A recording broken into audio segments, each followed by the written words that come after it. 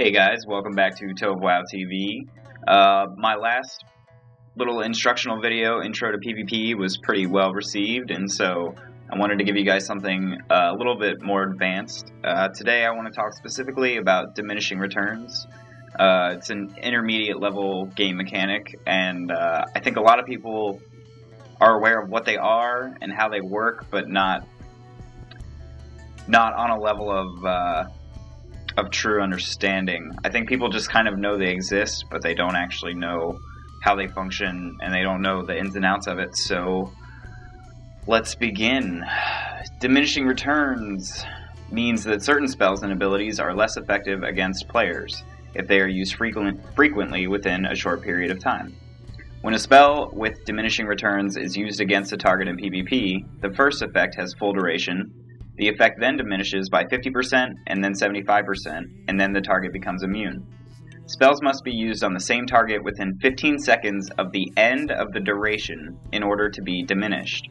In other words, if a target hasn't had a stun effect active on them for more than 15 seconds, the next stun will have full effect. Some abilities share diminishing returns. That is, it doesn't matter which one you use, the next time you use an ability in the same category on the same target, its duration will be diminished, just as if you had used the exact same ability. It should be noted that the server doesn't reset diminishing returns after exactly 15 seconds. Instead, it checks every 5 seconds if there are any diminishing returns that should be reset, because the last spell in their category was cast on the target more than 15 seconds ago. As a result, it may take anywhere between 15 and 20 seconds to reset a diminishing return. So more specifically, I want to let you guys in on some of player abilities that people don't necessarily know what diminishing return category they fall into, stuff like that. So let's get started. For Death Knights, something to note is that Hungering Cold is a disorient. So that's going to share diminishing returns with stuff like a Hunter's Freezing Trap, or Wyvern Stings, Mage's Dragon Breath, stuff like that.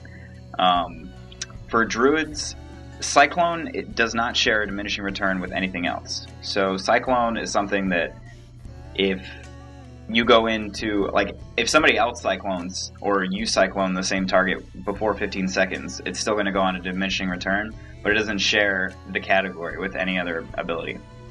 For Hunters, Scattershot is the same way as Cyclone. It doesn't share category with any other of the DR categories. I thought that it was Disorient, to be honest, but turns out it is not. Scare Beast is shared with a Fear, so if your Hunter Scare Beast a Feral Druid, then if you're like a Warlock or a Priest, your Fear will be on DR because of that for the next 15 seconds. Like I said before, Freezing Trap, it counts as a Disorient. Wyvern Sting counts as a Disorient.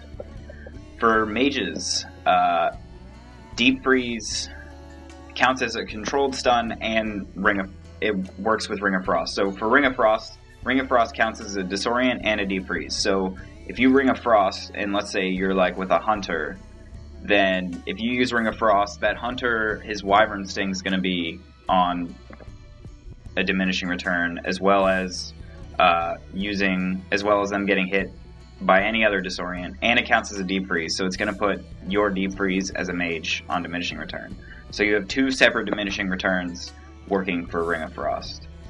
Freeze and Frost Nova both count as controlled roots. So if you Frost Nova and somebody gets rooted to the ground, or you use your Pet Freeze, those both share a diminishing return. However, Improved Cone of Cold is a random root, and thus does not share a diminishing return with Freeze or Frost Nova.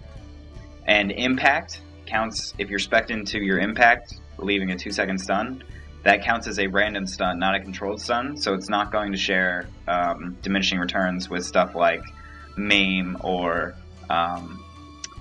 Hammer of Justice, stuff like that. It's a separate type of stun. And if you're an Arcane Mage, Slow does not share diminishing returns with any other ability. For Paladins, Turn Evil counts as a fear the same way that Scare Beast does, so that idea applies to turn evil as well.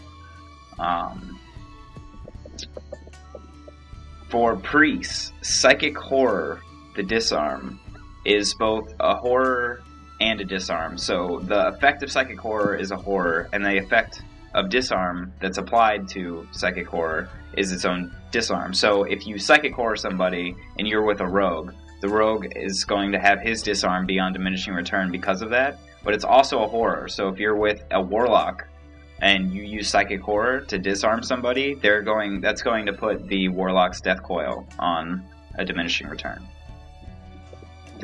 For rogues, blind actually counts as a fear and not a disorient, so blind is going to share a diminishing return with psychic scream, fear, howl of terror, any fear effect, scare beast, stuff like that. Gouge counts as a disorient, so it is going to share diminishing returns with stuff like Hungering Cold and Freezing Trap. For Shaman, Frost Shock does not share a diminishing return with any other abilities, so you can stack Frost Shock with... You could use Frost Shock and then say like a mage could use Slow, or a DK could use Chains of Ice, and that would apply its full effect. And Hex counts as a disorient, so Hex is going to share diminishing returns with stuff like if you're a Death Knight, like if you're doing twos with a Death Knight and you're a Resto Shaman, Hex is going to share a diminishing return with his Hungering Cold. For Warlocks, Banish does not share a diminishing return with any other ability, so if you banish another Warlock's pet, that won't affect any of your partner's diminishing returns against that pet. Like I said before, Death Coil is a horror, so that's going to share diminishing returns with a priest's psychic horror. And for warriors, we have Charge does not share a diminishing return with any other ability. So the stun that you get off of Charge does not share a diminishing return with anything else, so you can immediately use like Concussion Blow right after that, and that's going to work at full duration. Improved Hamstring counts as a random root, which means that that's going to share stuff with like Cone of Cold. So if you have a mage and a warrior on your team and the mage Cone of Colds, then your improved Hamstring is going to be on a DR because of that, and vice versa. It's not a controlled root. And Intimidating Shout obviously counts as a fear. It's not a horror, it is a fear, so that's going to share diminishing returns with priests and warlocks for fear. So that's everything about diminishing returns, guys. If you have any questions on the topic or any other topic, you can always contact me through a comment or a private message through YouTube. If you liked this video or you learned anything, please feel free to subscribe. It is free. And like this video and leave a comment on what you liked, what you learned, what you didn't like, and what you didn't learn. And finally, before this video ends, I'd like to do a couple shout-outs. First of all, to Silent Risings. I'll leave a link right in this video. They're doing a lot for the Together to the Top movement, and every few days they're coming out with a new video. They have a weekly Together to the Top video where they will present 3 or 4 different channels, YouTubers who they like, and will tell you why you like them and give you links to those. And they do a lot of videos like that. They're really helping everybody out, so give them a look out. And also the YouTube Judge. He's been around for about 3 months, and he's doing something that I think is really cool and really original, and I think he deserves to definitely be bumped up in the department of YouTube. So let's give him some support. Go out there, check out his channel. It's really funny, it's well made, and he does some good stuff. So alright, thanks guys. Hope you learned something, and have a good one.